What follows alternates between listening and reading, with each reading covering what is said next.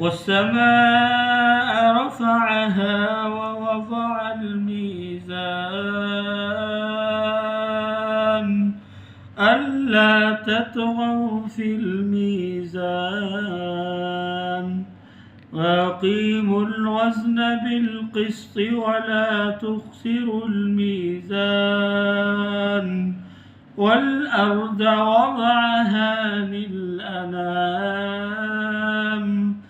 فيها فاكهة والنخل ذات الأكمام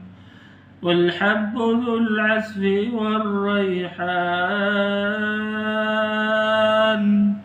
فبأي آلاء ربكما تكذبان خلق الإنسان من